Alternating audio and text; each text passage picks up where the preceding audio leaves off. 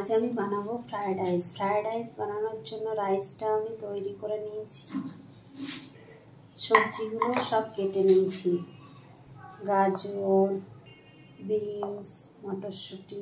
এরপর কড়াই বসিয়ে দিয়েছি, গ্যাসটা জ্বালিয়ে নিয়েছি। ঘি দিয়ে সব সবজিগুলো ভেজে নেব। এরপর একে একে সব সবজিগুলো ভেজে নেব।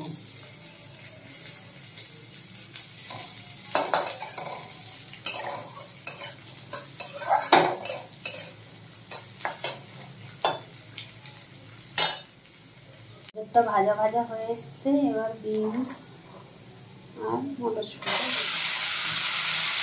আমার সব সবজিগুলো ভাজা হয়ে গেছে। এবার রাইসটার উপর তুলে নেব।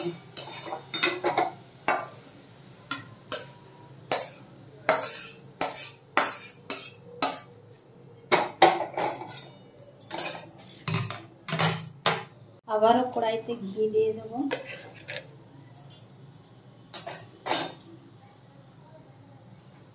এবার ফোড়নে দেব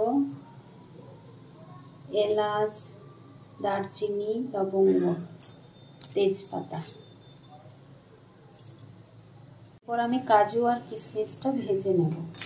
অল্প পরিমাণে কাজু, অল্প পরিমাণে কিশমিশ ভেজে নেব। আমার কাজু কিশমিশ ভাজা হয়ে গেছে। এরপর রাইসটা ঢেলে নেব।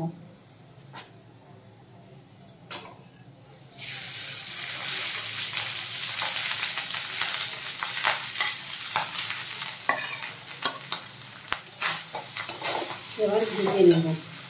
এবার পরিমাণ মতো নুন আর চিনি দিয়ে দেব।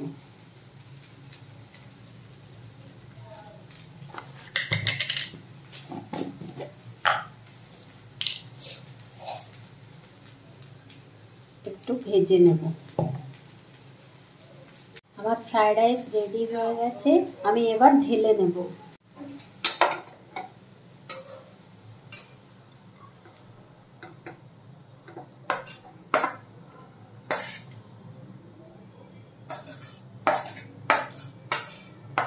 একদম ঝরঝরে ফ্রায়েড রাইস তৈরি।